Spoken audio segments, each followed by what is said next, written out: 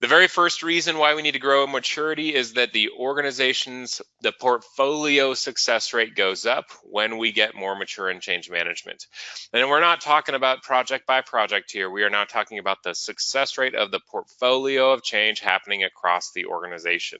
And as the organization gets more mature, the portfolio success rate starts to go up from 39%. That means our level 1 organizations, the average successful projects, 39% of the projects they're implementing across the portfolio meet or exceed objectives. For level 2, that number jumps up to 47%. It jumps up to 56% when we get to level 3 and continues to go up as we escalate our organizational maturity. This is the first and last slide I use with senior leaders when I'm trying to have that more strategic conversation about growing enterprise capability. That organizational portfolio level success rates go up as we increase organizational maturity and change management. And your senior leaders are launching tens, if not hundreds, if not maybe thousands of initiatives each year. The whole portfolio success rate goes up when we grow organizational change management maturity. The second reason why we want to build maturity is that the velocity of change is like nothing we've ever experienced.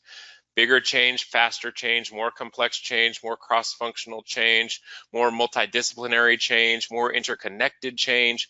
The change landscape demands that we grow our change management muscle, that we embed and internalize a core competency in change so that we can be prepared for the velocity of change that we see on the landscape. If that's the reality in your organization, it becomes part of our compelling case for growing change management capability and investing in increasing maturity. Saturation is another one of our key sources or reasons to grow internal change management capability. The data tells us, and we find from the research, that saturation is on the rise. Fatigue is becoming a common and a normal state for most organizations, and it has consequences.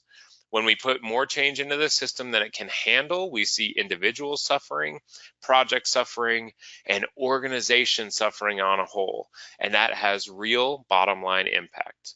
Increasing change management maturity enables us to handle more change and to reduce the disruption of each change, both of which help us address the saturation that many or most of our organizations are feeling today. So we need to grow change management maturity to mitigate the consequences of saturation.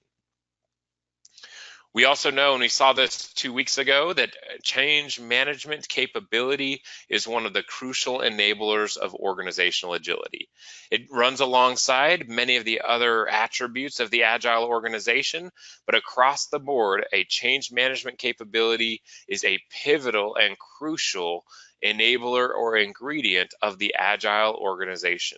And as senior leaders are acknowledging that agility is going to be the source of competitive advantage going forward, that our ability to outchange the competition, outchange market shifts, outchange customer demands is the most important thing for us to grow, a change management capability will be critical.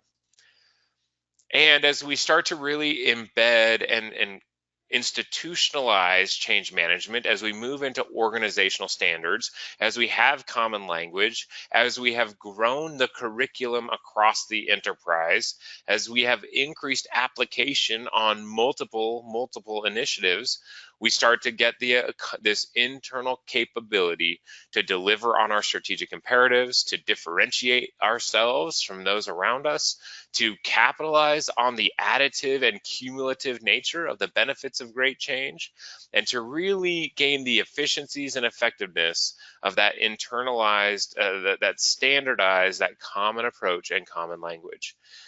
Increasing change management maturity helps us become the organization that we set out to become as we try to change how we do work within the walls of our organization.